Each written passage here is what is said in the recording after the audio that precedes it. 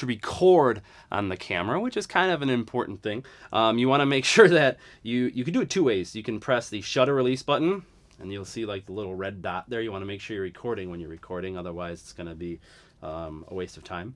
Or you can press the little red circle there. Up here it tells you how many minutes and seconds you have left on your card, and these cameras can only do a half-hour recording on one take. So you have to make sure, like if you're recording an event or something, you might have to re-tap the record button after that half-hour limit. It's something that you have to think about. You can't just like set it and forget it. So that's record. Now let's talk about stabilization. There's two things that can ruin a video. One is bad audio. If you have bad audio, nobody's going to hear what's going on in your video. And then the other thing is shaky stuff. So you want to make sure that you have good stabilization. Hand holding this camera is hard. It's a small camera. There are big cameras that you can get on professional movie shoots that are mounted to your shoulder like a bazooka, and those things are really easy to stabilize, so your footage is nice and clean. Think about The Office. There's a little bit of shake in The Office, and all those are on shoulder cams, but it's usable. It's not like, it doesn't detract from your ability to watch the footage. If you just hand hold this thing, it's going to be like super shaky. Even if you think you're doing a great job, it's not going to be good. So what you have to do is you have to use some sort of stabilization. What I recommend is a video monopod. This is a video monopod by Serial. I don't know how to say the name, but it has these little legs right here, which are fantastic. To take them into the foldy position, into the worky position, you go like this, click, click, and now you have legs. The great thing about this is it has a built-in pan. So if you loosen this up, you put the camera on there, you just screw it on to the bottom. This is a 1/4-20 screw. You screw it onto the bottom like that. But I don't have a wide enough view to show you, so I'm just going to hold it like this. If you unscrew this to the unlock position, it allows you to pan the camera nice and smooth. Also, on the bottom, you have these two blue ones. The lowest blue one, if you loosen that, it unlocks the feet so they can swivel. This right here is a dampener knob. It changes the amount of friction that you have on that swivel, so it can make it a little smoother than without that pan knob thing. When you are using this, yes, it balances. I can put this on my table here, and it works.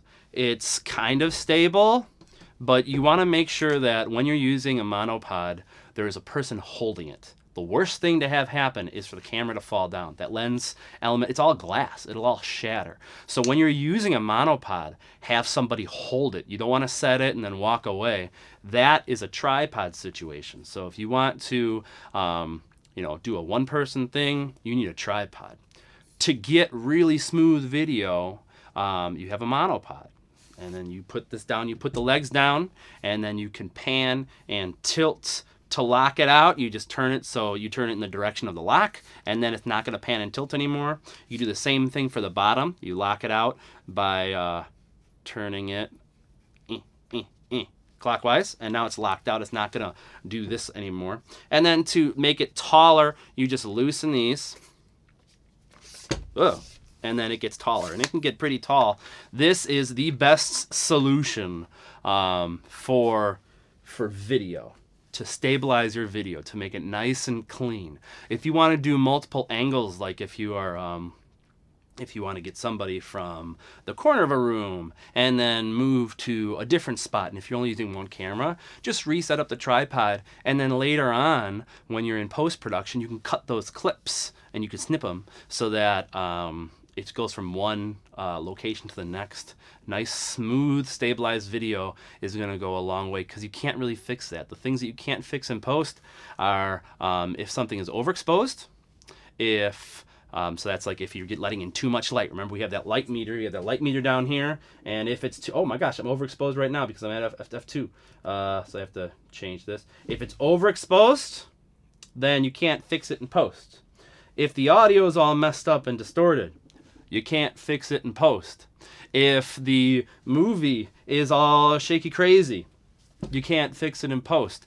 And then if the person is out of frame, you can't fix it in post. So you have to make sure you're checking your framing before you hit the record button. So like when I'm recording, I'm looking at my LCD screen here, making sure that, like, if I wanted to make sure that this thing was in frame, I would set it there and then press record. Those are things that you can't fix in post-production. So hopefully that helps. I know there's a lot of information in here. Let me just go over my stuff. The battery. Let's talk about the battery. All right, so I'm going to take off my transmitter. Turn it off. Turn it off by holding the off. You can't see that. All right, so to turn off your transmitter, you hold the power button. All right, to turn off the receiver, you hold the power button. Holding it, it is now off. And then unscrew and pull. All right, now that's off. Same thing, unscrew and pull. Now that's off. Okay, so let's talk about the shutdown process. I like to close everything up. I kind of like to make sure that you have the LCD screen with the like the actual screen part facing the camera, just in case something gets damaged. Put your lens cap on, you know, turn it off. Now it's off. Always have it off before you go to change the battery or anything, or get your flash card out of there. So to access the battery door, pull this, boop, pops open. There's the battery. Okay. When you go to charge the battery, do I have a battery charger anywhere? Battery charger? I don't even know if this is the right battery charger for this camera. It's not. Of course it's not. I have a battery charger over here. Do I have a battery charger over here? Where's my battery charger? It's right here. This is a weird one though. This is a strange battery charger. All right, so this is my battery charger. Look at the metal contacts. Make sure the metal contacts match the metal contacts on your battery charger, and then boop, pop it in. And need some power in there. Now to get your files, there's a couple ways to do it. One way is to, oh, you couldn't even see that. All right, so there's my battery charger. You're matching where the contacts are. Boop, putting it in, and now it's charging. This might not look like your battery charger, but just make sure that you're following the contacts, and you want to be nice to your batteries because your batteries are nice too.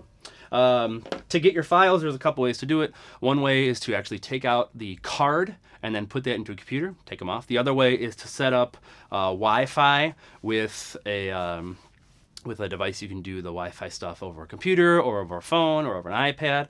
But let's just talk about the card. So the card is in here. Press it down and it comes out.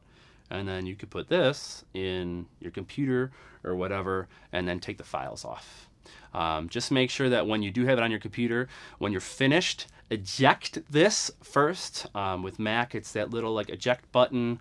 You want to remove this from the computer before you take it out so that it doesn't damage the file system, because if you damage these cards, then you lose your ability to record on them. So just be careful. They're small, they can crack, you could damage these contacts. Be really careful with your cards. To put it in, you want to make sure that the contacts are going towards the back of the camera.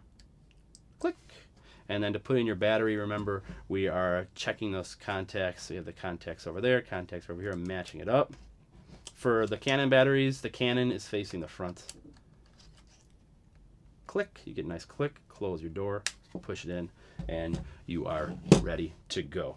So that was the overview of the Canon EOS M50 and all of its features. Hopefully that helps, and have fun.